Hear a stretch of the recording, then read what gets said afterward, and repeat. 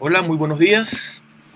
Tengan todos y todas en esta mañana, hoy 16 de julio del año 2020. Sean todos bienvenidos a este tiempo devocional que Dios nos permite, por supuesto, disfrutar en su presencia y qué mejor oportunidad de iniciar el día que dándole gracias a Dios y poniéndonos, por supuesto, en comunión y en contacto con esa fuente inagotable de vida eterna que es nuestro Señor Jesucristo. Qué alegría, en lo personal, siempre agradecido con el Señor por esta lindísima oportunidad de servirle y de alguna forma, a través de este medio, estar en contacto también con mis hermanos en la fe.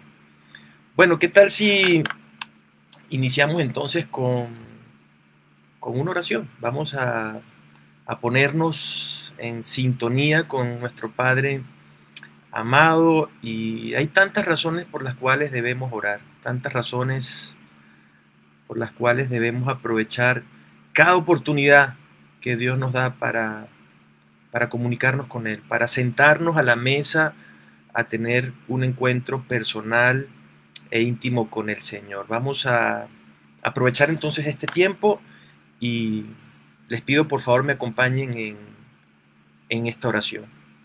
Vamos a cerrar nuestros ojitos allí donde usted se encuentre y digámosle al Señor: Padre amado, gracias, muchísimas gracias por este precioso día que tú hoy habrás de regalarnos, que ya ha iniciado desde temprano con esta oportunidad de reunirnos, de darnos cita, Señor, en torno a ti, Padre, porque eres tú, Señor, el centro, eres tú la razón de nuestra existencia, eres tú nuestro Padre bello, nuestro Padre amado. Hoy nos presentamos delante de ti, Señor, reconociendo nuestra necesidad de ti, de que sin ti, Señor, no somos nada.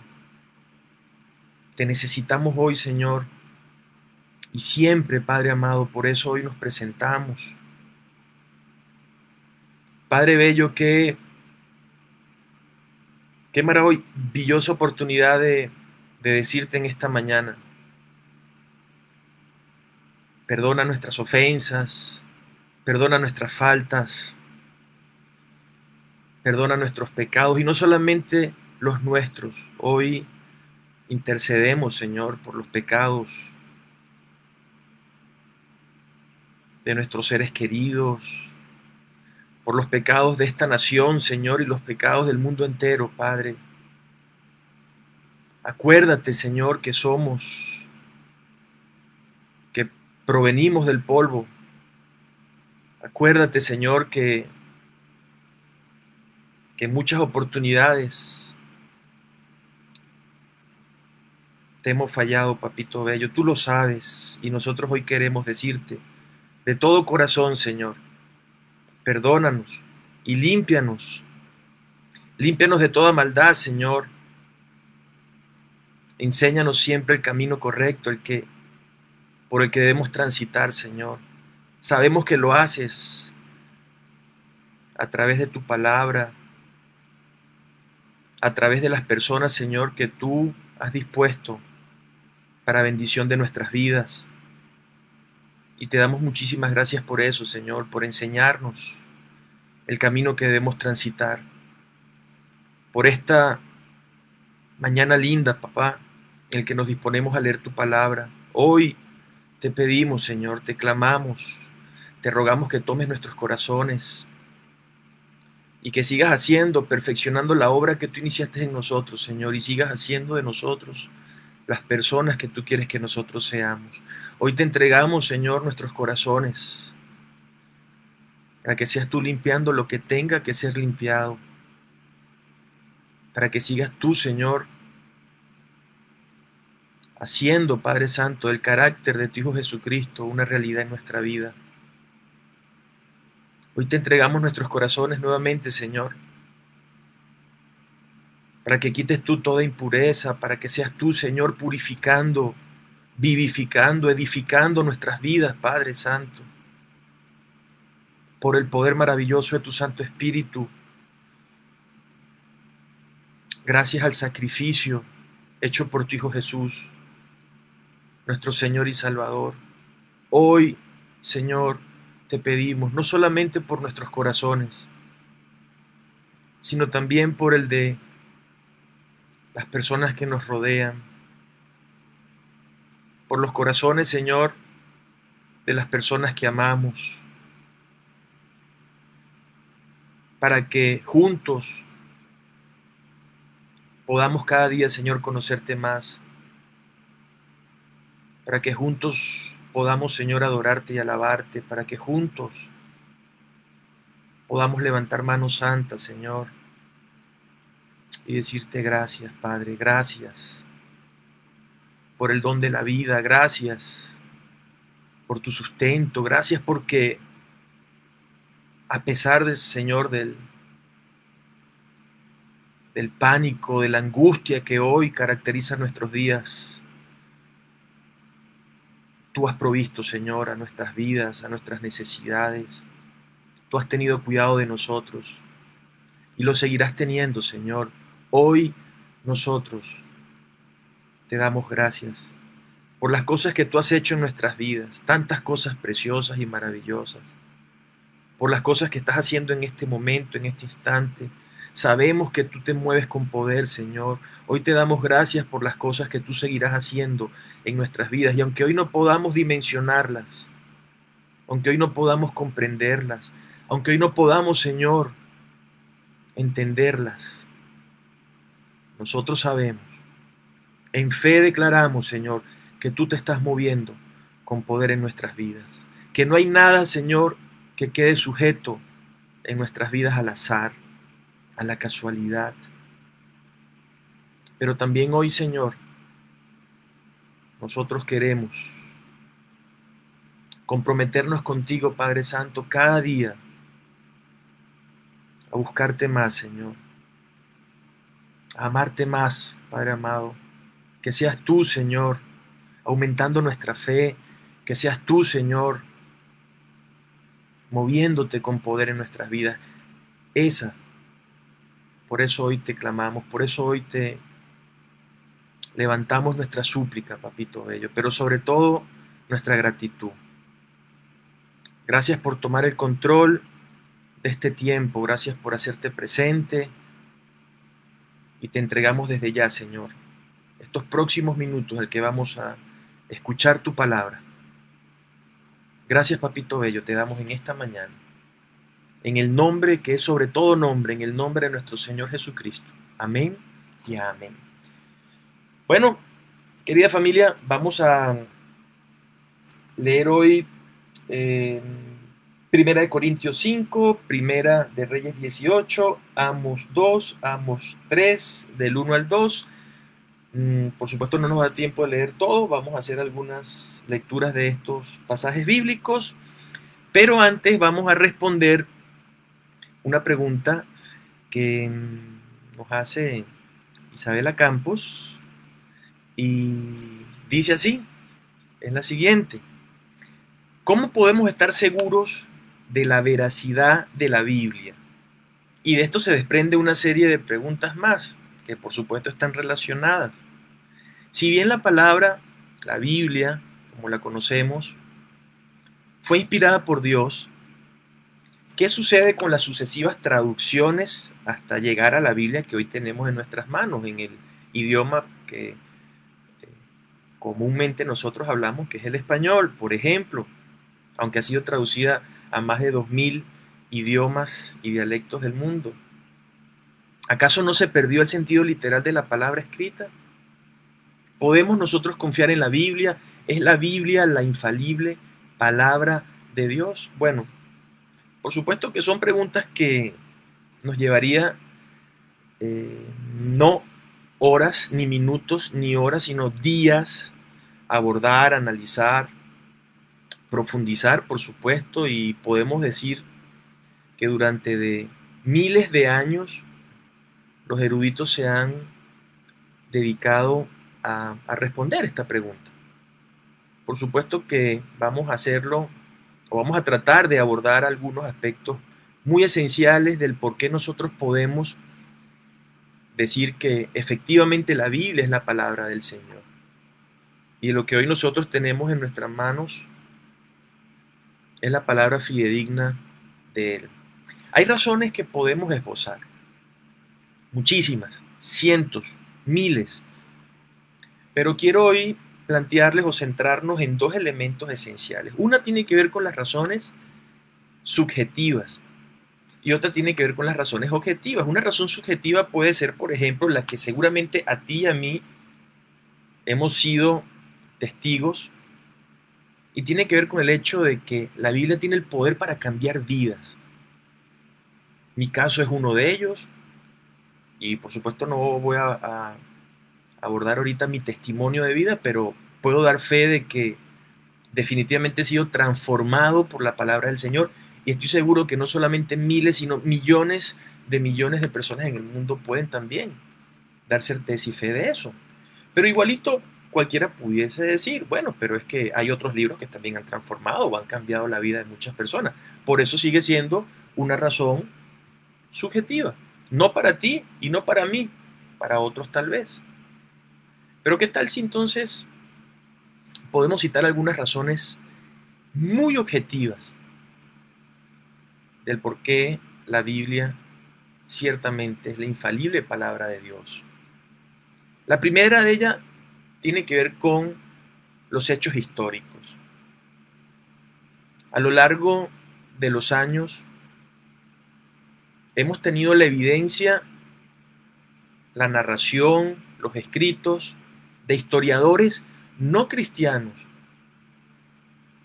que dejaron claramente evidencia de la veracidad de la Biblia, de los hechos bíblicos. Podemos citar, por ejemplo, el gran conocido historiador Josefo, Flavio Josefo, Eusebio, quienes documentaron los hechos de la época de una forma exacta, minuciosa, y no al servicio ni del cristianismo, ni del judaísmo, sino, por ejemplo, del Imperio Romano. A lo largo de los años hemos tenido evidencia, descubrimientos arqueológicos que en ningún momento, en ninguna circunstancia, en ningún caso, puede decirse se ha hallado algún tipo de contradicción con respecto al texto bíblico. Todo lo contrario, en la medida que se dan más descubrimientos arqueológicos, más validez y más certeza cobra el relato que hoy tenemos en nuestras manos. De hecho, en el año 1946 se dio lugar el descubrimiento arqueológico que para muchos ha sido el más trascendente y más importante de la historia de la humanidad. Fue el descubrimiento de los rollos del Mar Muerto en una zona llamada Qumran o las cuevas de Qumran. Un beduino iba pastoreando sus ovejitas, una se extravió, entró en una cueva, voy a resumir rápidamente la historia, lanzó una piedra a ver si por ahí andaba su ovejita, si se asustaba, y escuchó que ¡pling! Sonó algo agudo, y desde ese momento o a partir de ese punto se llegó a este hallazgo que tardó 10 años en total. Creo que se excavaron más de 11 cuevas.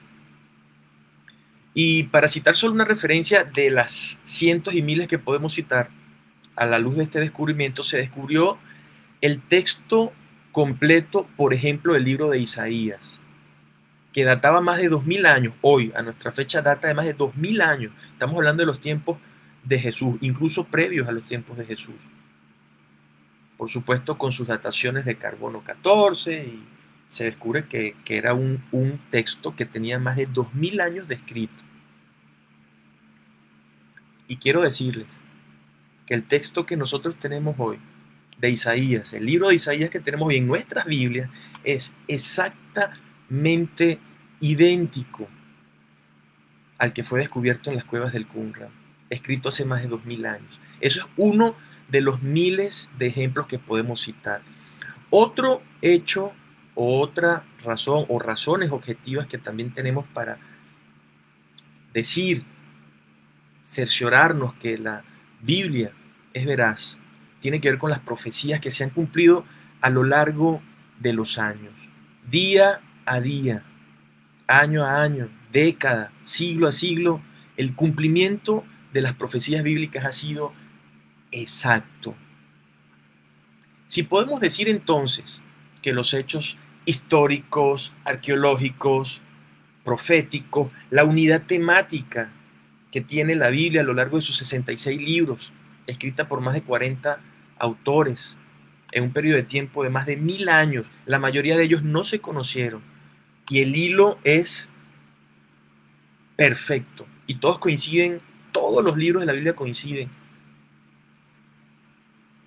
en una razón, en un factor en común, y es nuestro Señor Jesucristo, el Mesías, el Hijo de Dios. Si podemos decir entonces que históricamente, arqueológicamente, proféticamente, la unidad temática de la Biblia, tan exacta y espectacular y extraordinaria, nos da certeza de eso, entonces seguramente también podemos decir que su contenido espiritual y moral también es veraz. Querida familia, podemos hoy, sin duda alguna, tener la certeza de que en nuestras manos tenemos la palabra de Dios. Hay mucho de qué hablar en torno a este tema, lo haremos en otra oportunidad seguramente. Y quedamos completamente a sus órdenes si quieren ampliar este tema lo antes posible, a través de todos los canales disponibles para comunicarnos, por supuesto. Bueno, vamos a leer 1 Corintios capítulo 5, que es la primera lectura que vamos a hacer hoy. Les invito por favor a que abran sus Biblias y hagamos la lectura. Vamos a iniciar entonces con la lectura de 1 Corintios capítulo 5. De cierto se oye que hay entre vosotros fornicación, y tal fornicación, cual ni aún se nombra entre los gentiles, tanto que alguno tiene la mujer de su padre, y vosotros estáis envanecidos.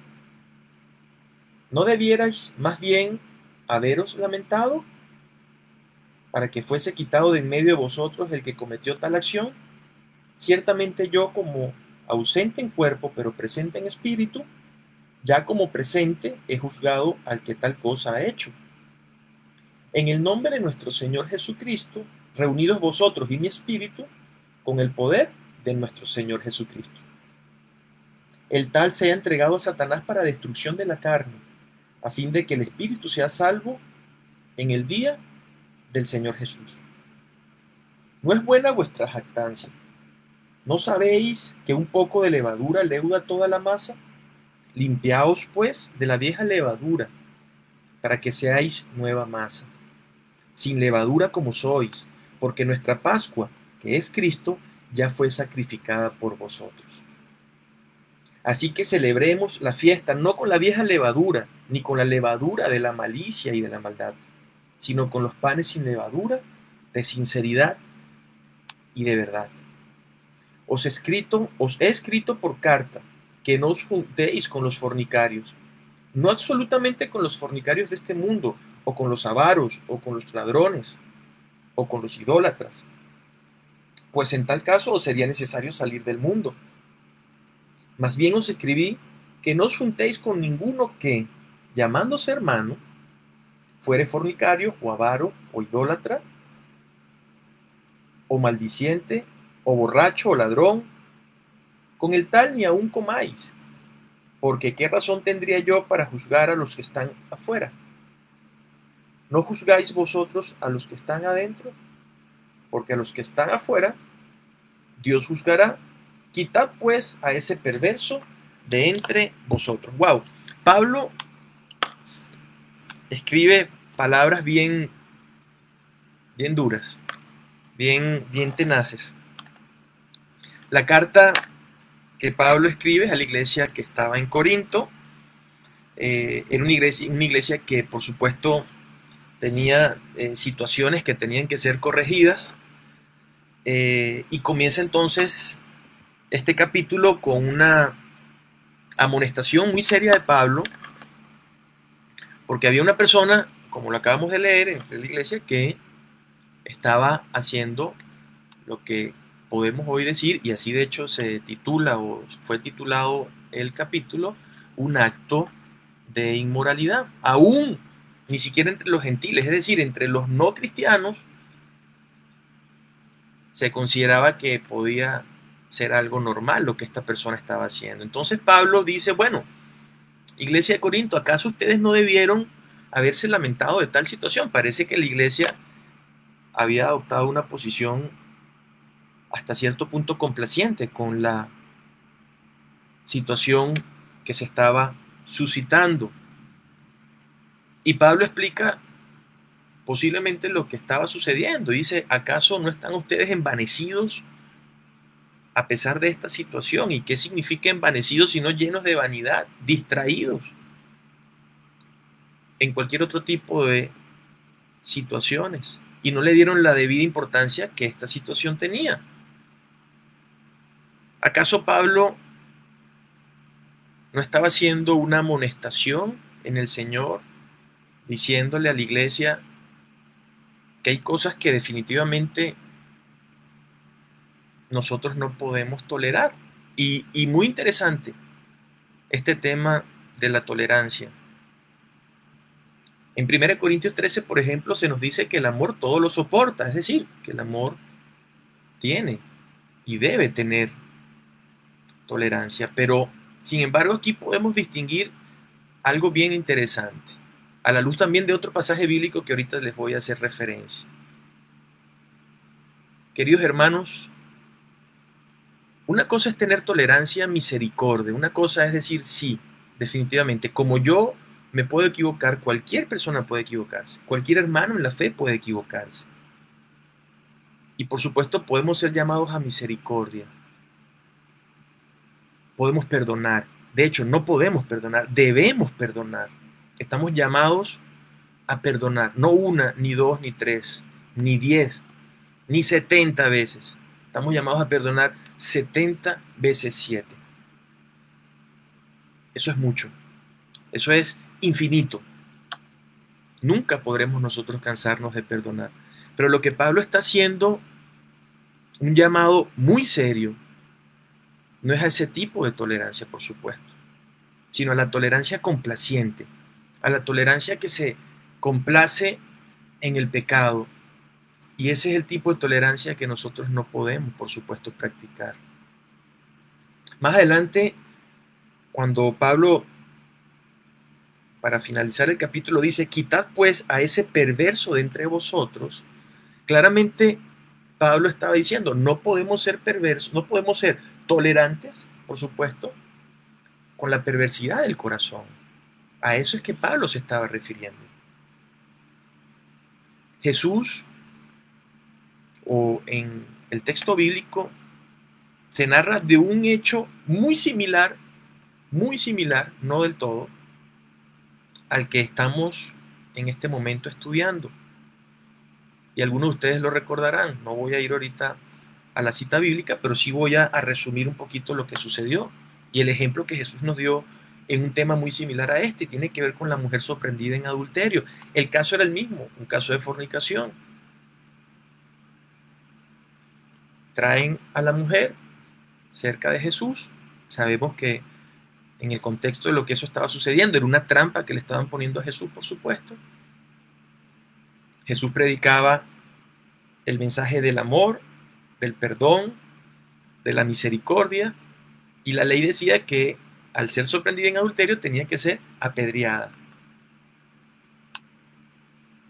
Algunos recordarán, y si no, por favor, búsquenlo en sus escrituras, en la palabra del Señor, que Jesús empieza a escribir en el suelo con su dedo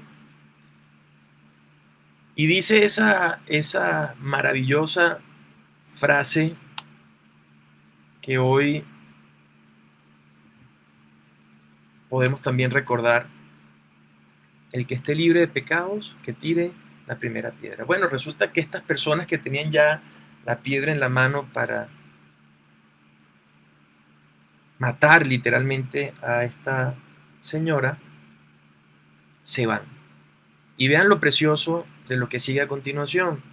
Jesús le preguntó, ¿dónde están tus acusadores? ¿Dónde están aquellos que llegaron a este lugar a juzgarte y a matarte? Y ella le dijo, Señor, no están. Y él dijo, yo tampoco te juzgo, yo tampoco te acuso. Pero algo sí le dijo Jesús y fue muy claro y enfático.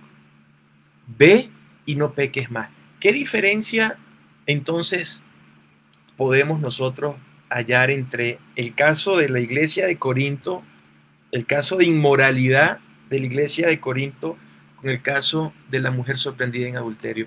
Jesús seguramente vio a los ojos de esta mujer y halló algo que Pablo, que dice, no presente en cuerpo, pero sí en espíritu, pudo entender que no tenía esa persona que estaba cometiendo este acto de inmoralidad en la iglesia de Corinto, y era arrepentimiento. Y por eso entonces tenemos que ser muy cuidadosos en este tema de la tolerancia.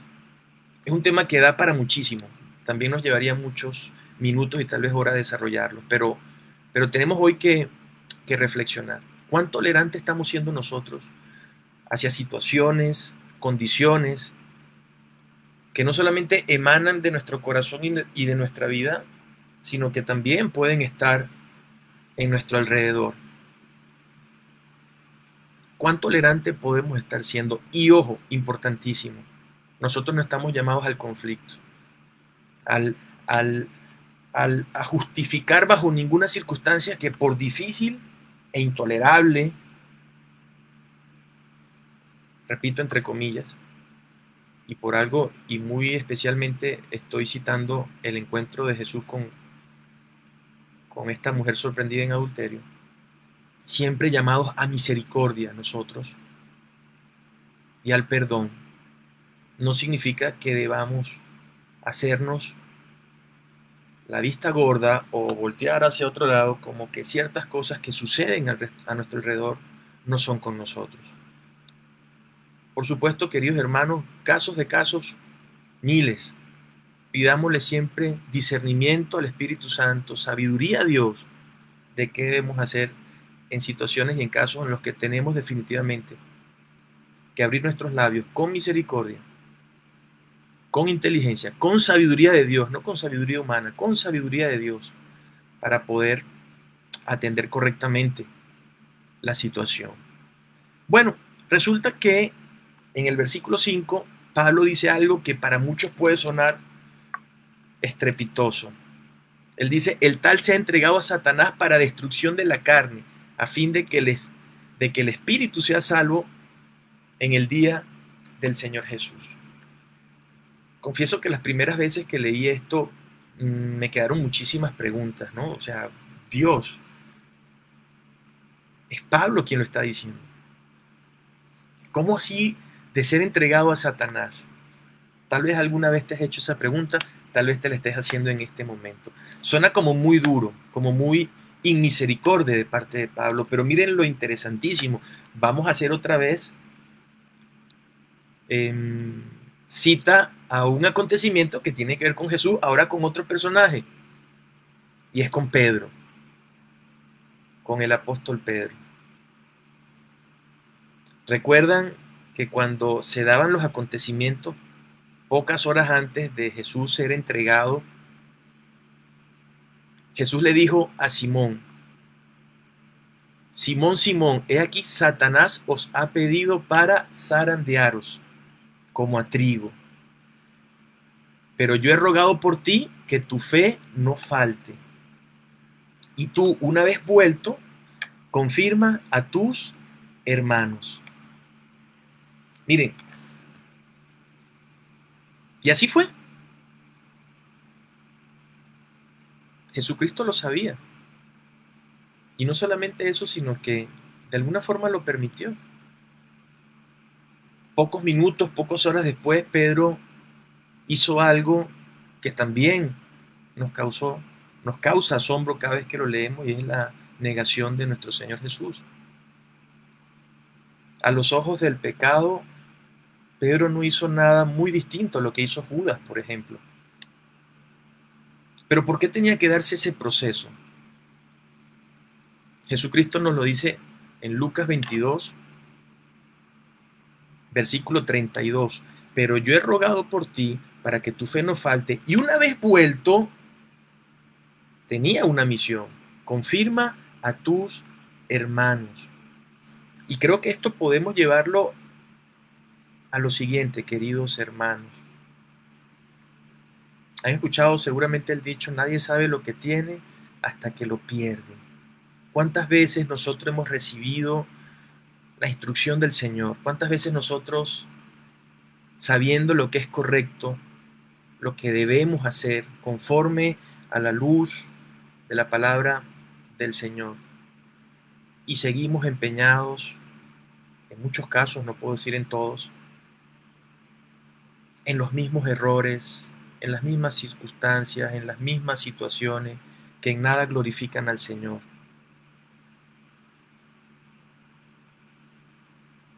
A veces es necesario una sacudida, y es lo que Pablo de alguna forma estaba planteando en este versículo 5 de 1 Corintios capítulo 5.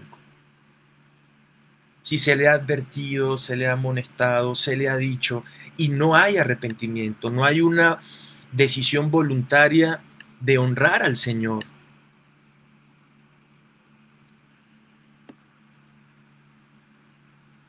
posiblemente, seguramente no quede otra cosa sino entregar a esta persona, no para perdición, y Pablo lo deja muy claro cuando dice: a fin de que el espíritu sea salvo en el día de nuestro Señor Jesucristo.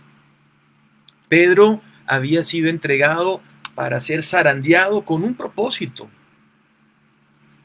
y era regresar fortalecido, contrito, humillado, decidido, convencido, y por supuesto para la misión que Jesús le estaba encomendando: confirma a tus hermanos. Bueno, continúa el pasaje cuando dice el Señor, cuando dice Pablo a la iglesia de Corinto: ¿no sabéis que un poco de levadura leuda toda la masa? ¿Es buena vuestra jactancia? Limpiaos pues de la vieja levadura para que seáis nueva masa sin levadura. ¿Qué significa el término levadura en este contexto? Lo dice más adelante el mismo versículo 8. La levadura representa la malicia y la maldad. Puede buscarlo en el versículo 8. Así que celebremos la fiesta, no con la vieja levadura, ni con la levadura de malicia y de maldad, sino con panes sin levadura, de sinceridad y de verdad. Queridos hermanos, ¿cuántas veces usted ha escuchado historias de personas que hacen 10 cosas buenas y maravillosas, y una sola, tal vez usted ha sido testigo de ello, una sola que se haga mal y como que se derrumba todo? En este caso, lo que Pablo nos está diciendo: miren, podemos tener actitudes, podemos tener acciones, podemos tener la mejor voluntad del mundo en hacer las cosas bien, hacer las cosas bien para el Señor en todas las áreas de nuestra vida, pero el Señor nos está diciendo: por favor, no permitan que ese pequeño granito, esa pequeña porción de levadura que puede estar albergada en sus corazones, en nuestros corazones, leude la masa, porque basta un poquitito. Y yo creo que el Señor siempre ha sido claro con nosotros. El Señor no quiere puntos medios, el Señor no quiere tibiezas. El Señor nos ha llamado a vivir vidas santas. Y no estoy diciendo que no tengamos un momento dado debilidades, situaciones que nos pongan en aprietos. Por supuesto que sí. Por supuesto que sí. Pero el Señor está diciendo: háganse conscientes. de que ese poquito de levadura, ese poquito de malicia, ese poquito de maldad, si permitimos que nazca, que se desarrolle en nuestros corazones, tiene el poder para echarlo a perder todo. Más adelante Pablo también dice, miren, y esto es importantísimo lo que vamos a resumir acá. Dice, yo les escribí no que no se reunieran con fornicarios, no que no se juntéis con fornicarios, con avaros, con ladrones, con idólatras. No, lo que les escribí fue que no se juntáis con ninguno que llamándose hermano, ojo con esa distinción, fuere fornicario, avaro, o idólatra, o maldiciente, o borracho, o ladrón, o lo que sea. Y esto es importantísimo porque nosotros no estamos llamados a hacer acepción de personas, todo lo contrario. Cual sea la condición y la situación, no estamos nosotros llamados a ir a las cárceles, a llevar el evangelio. Cuando el Señor hizo acepción alguna de personas, ladrones, borrachos, recaudadores de impuestos, no había persona, prostitutas, no había persona a la cual Jesucristo no llevara el mensaje, a la cual Jesucristo no aceptara en su regazo. Pero por supuesto que el llamado siempre era el mismo, al arrepentimiento. Ahora, distinto es una persona que conociendo de Cristo insiste en su pecado. Al tal estamos nosotros también llamados a hacer, valga la redundancia, un llamado a la reflexión. Y claramente poder nosotros también distinguir entre lo que es bueno y lo que es malo, y no hacernos complacientes en ese tipo de actitudes y en ese tipo de situaciones. Recordemos entonces en este día, querido hermano o querida hermana, que un poquito de levadura, es decir, de malicia o de maldad, tiene el poder de leudar toda la masa. No dejemos nunca de practicar día a día el arrepentimiento y el pedirle perdón a Dios, no solamente por nuestros pecados, también por los pecados de su pueblo. Vamos a pasar entonces a Primera de Reyes, capítulo 18, y vamos avanzando. Bueno, no vamos a leer todo el capítulo porque es un poquito extenso. Les voy a pedir por favor que no dejen de hacerlo en sus casas. Primera de Reyes, capítulo 18. Pero sí vamos a resumir algunas cosas que tienen que ver con este pasaje bíblico. Resulta que estamos en los tiempos de Elías. Ya Dios le había dicho o había manifiesto a través del profeta que habría de venir un periodo de sequía. Y quiero resaltar que eso significaba hambre, escasez, dificultades, por supuesto, para el pueblo. Y así lo dice el versículo 2. Y el hambre era, no dice grande, era grave en toda Samaria. Había, o estamos en los tiempos del rey Acab, un hombre que hizo lo malo delante de los ojos del Señor, y muy malo. Pero fíjense que el mayordomo de Acab, llamado Abdías, era un hombre en gran manera temeroso de Jehová. Versículo 3 de Primera de Reyes 18. Más adelante, versículo 7 dice, yendo Abdías por el camino.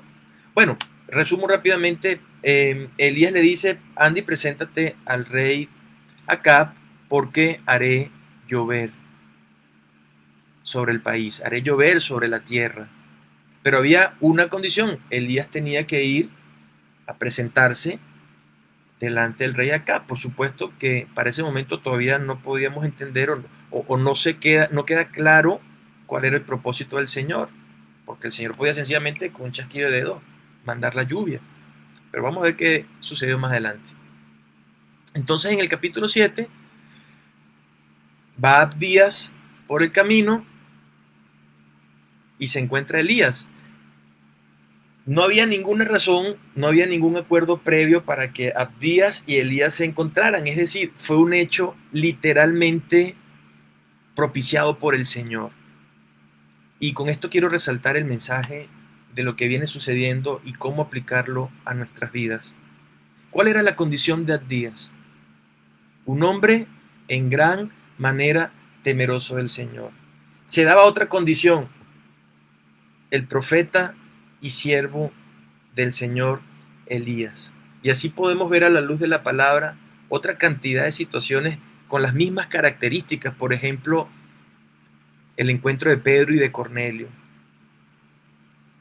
Y la pregunta que quiero hacerles, queridos hermanos, así como nos lo deja claro este pasaje bíblico, que no fue una casualidad, que no fue un hecho fortuito,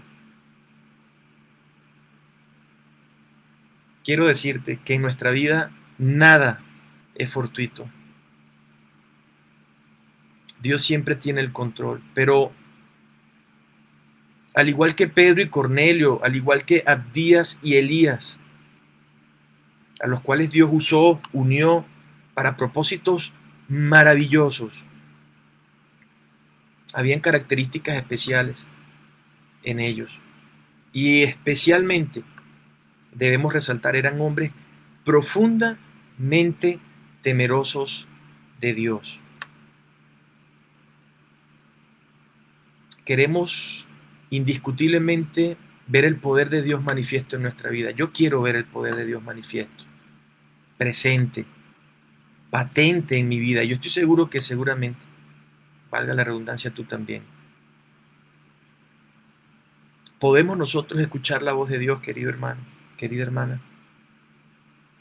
Estoy convencidísimo que sí, seguramente tú también la has escuchado. Pero para eso nosotros necesitamos silenciar nuestra voz interior. Y me estoy refiriendo a la voz del ego. ¿Podemos nosotros, querido hermano, ser testigos de las manifestaciones de Dios en nuestra vida? Por supuesto que sí. ¿Podemos ver milagros poderosos, maravillosos, sobrenaturales? Por supuesto que sí. Pero entonces también necesitamos reflexionar. ¿Acaso no tenemos que apartar nuestra mirada de las vanidades del mundo para poder nosotros poner nuestra mirada en el reino de los cielos y en sus costumbres? Eso fue lo que sucedió esencialmente con este hombre, Abdías, y con Elías. Y en unos versículos, una página antes tal vez de 1 Corintios, donde venimos hace unos minutos, en el capítulo 2, versículo 9, no nos dice el Señor: antes bien, como está escrito, cosas que ojo no vio, ni oído yo, ni han subido al corazón de hombre, son las que Dios ha preparado para los que le aman. Podemos entonces ser testigos de esas diosalidades maravillosas que Dios puede hacer en nuestra vida. Sí, claro que sí. El Señor también nos dice en Jeremías 33:3, clama a mí y yo te responderé y te enseñaré cosas grandes y ocultas que tú no conoces. Dios nos ha llamado a vivir una vida de poder, una vida sobrenatural, una vida maravillosa, indistintamente de las circunstancias y de lo que pueda estar sucediendo a nuestro alrededor. ¿Podemos nosotros ser testigos del poder de Dios? Absoluta e indiscutiblemente sí.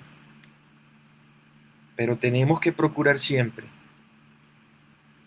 vivir en comunión con el Señor, vivir en santidad, recordar que podemos asistir, acudir confiadamente a nuestro Padre día a día, hora a hora, minuto a minuto, y decirle: Señor, perdóname.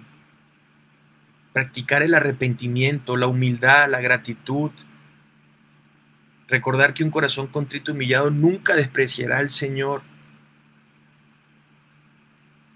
y estoy convencidísimo de que vamos a ver todos nosotros cosas maravillosas de parte del Señor. Yo sé que ya a lo largo de tu vida lo has seguramente comprobado, pero ¿cuántas cosas más no tendrá preparado el Señor para nosotros? Cuando hagas la lectura de Primera de Reyes,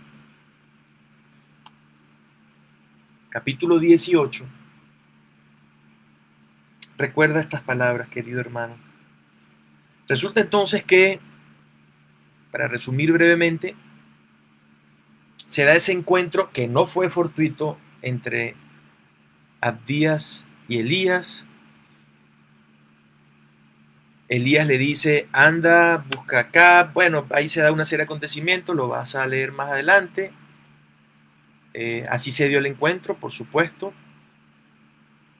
Y me llama la atención algo bien, que es bien particular, bien interesante. Cuando se da el encuentro entre Acab y Elías, fíjense lo curioso. Lo primero que le dijo Acab, que recordemos era un rey malvado, cuando se presenta delante de Elías le dice, eres tú el que turbas a Israel, es decir, eres tú el culpable de esta sequía, eres tú el culpable de esta hambruna, eres tú el culpable de nuestra desgracia. Y la respuesta de Elías tiene mucho que ver con lo que venimos de leer en 1 Corintios 5. Elías no se quedó callado, por supuesto no fue grosero tampoco, ni agresivo, ni nada por el estilo. Repito, no estamos llamados a ese tipo de conductas. ¿Qué le respondió Elías? Versículo 18. Yo no he turbado a Israel. Es decir, déjame decirte las cosas claras, dejarte las cosas muy en claro acá, porque no voy a consentir, no voy a ser complaciente contigo. Te voy a decir las cosas como son, con el respeto que pueda merecerse la persona en cuestión. Yo no he turbado a Israel, sino tú y la casa de tu padre, dejando los mandamientos de Jehová y siguiendo a otros dioses, a los Baales. Vean lo interesante y lo bonito, ¿no?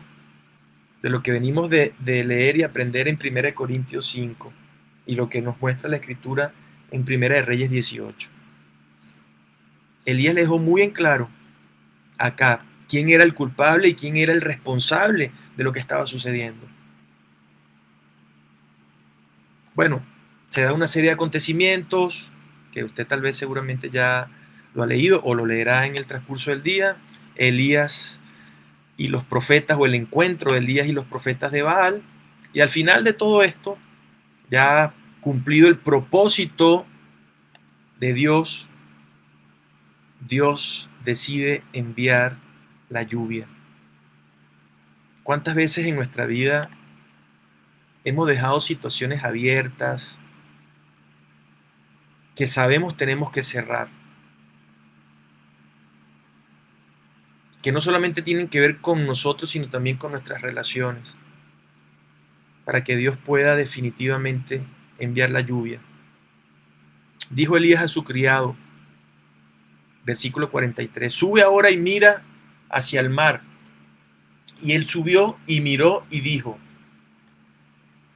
no hay nada. Y él le volvió a decir, vuelve 7 veces, no una, ni 2, 3, 4, 5, 6, 7 veces. A veces nosotros a la primera vez claudicamos. No, Dios no me quiere, Dios no me ama, esto no me va a suceder, estoy perdido en esta situación. Elías le dijo, vuelve 7 veces y mira hacia el mar. Me imagino que el siervo era, oh Dios, otra vez. Sí, otra vez. Vuelve 7 veces. Y a la séptima vez, ¿qué fue lo que vio este criado? Una pequeña nubecita en el horizonte. Y lo que sucedió a continuación fue que los cielos se llenaron de nubes y hubo una gran lluvia. Queridos hermanos y hermanas, creo que tenemos mucho de qué reflexionar a la luz de estos pasajes bíblicos. Lo que concierne al libro de Amós, capítulo 2, y Amós, capítulo 3, versículo 1 y 2, les pido que por favor lo lean en casita y, como siempre, pedirle a Dios que nos hable a través de su palabra. Con esto quiero pedirles, invitarles que oremos y, como así lo hicimos al inicio de este tiempo, ahora más que nunca sigamos dándole gracias al Señor y bendiciendo su precioso y grande nombre.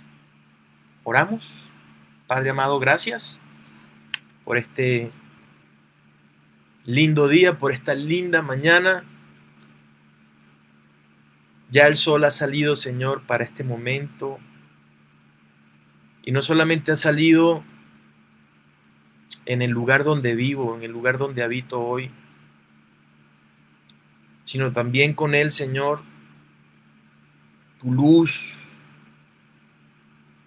tu poder se ha hecho manifiesto en nuestras vidas y seguirá haciéndose manifiesto en nuestras vidas. Hoy, a la luz de lo que hemos aprendido, Padre, de lo que hemos leído, de lo que está aquí consagrado en tu palabra, reconocemos que tú nos has llamado, Señor, innegablemente a ser personas misericordiosas, a perdonar, pero también queda en claro que tú nos has puesto, Señor, tú nos has llamado a poner en orden muchas cosas que suceden en nuestras vidas, en nuestro entorno, Señor, y que pueden estarnos afectando. Es el caso de lo que sucedía en la iglesia de Corinto. Aunque muchos se hicieron de la vista gorda, aunque muchos seguramente pensaron que en nada tenía que afectarles, era una situación que sin duda alguna, tarde o temprano, había de afectar a la iglesia, había de afectar a las personas y en especial deshonraba al Señor. Es la situación de Acab y Elías. Cuando Elías le comentó a Acab cuál era la causa, quién era el responsable de lo que estaba sucediendo y el por qué. El Señor todos los días nos da la preciosa oportunidad, querido hermano y querida hermana, de ponernos en cuenta con Él, de ordenar nuestra vida, de ordenar lo que está desordenado, de lo que está en indisciplina. Y por eso hoy tenemos la preciosa oportunidad de decirle: Señor, muéstrame, enséñame, empodérame, dame fuerzas, vivifícame, edifícame, hazme un hombre, una mujer más sabio, más sabia, para poner en orden todo lo que tenga que poner en orden en mi vida, Señor. Hoy, Señor, te pido, enséñame, muéstrame el camino.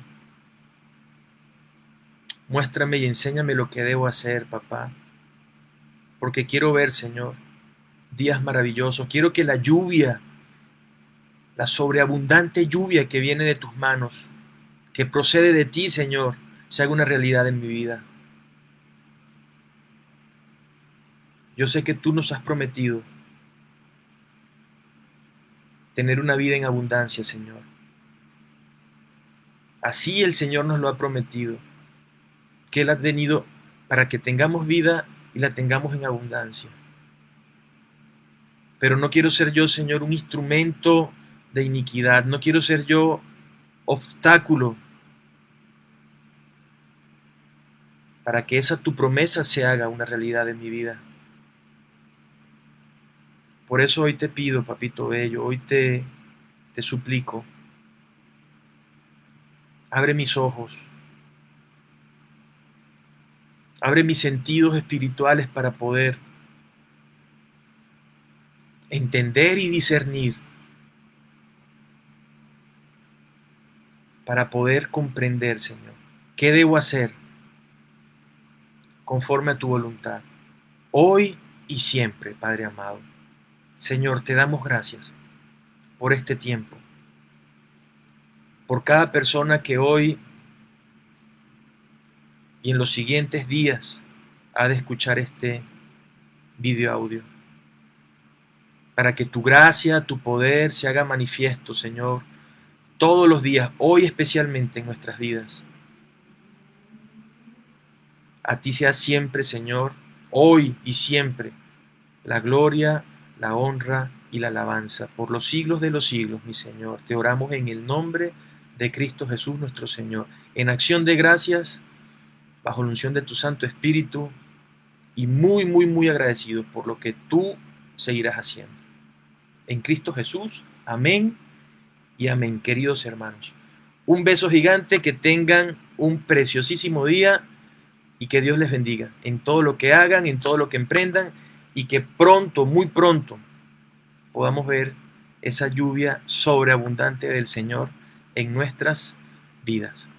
Un beso, se les ama, se les quiere y será hasta una nueva oportunidad.